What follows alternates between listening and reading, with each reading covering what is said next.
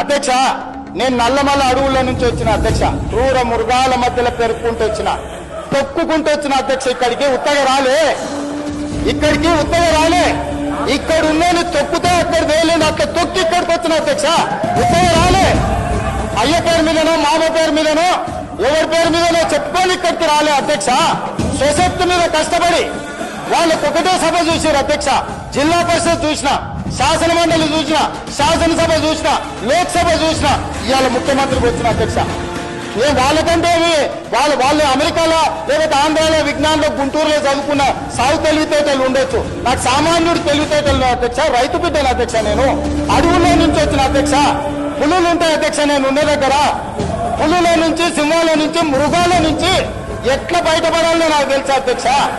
అల్లా తప్పగా రాలే, ఆషామాషిగా మాట్లాడితే, ఎందుకంటే ఈ హోదా, ఈ బాధ్యత ప్రజల కోసం ఇచ్చిందని.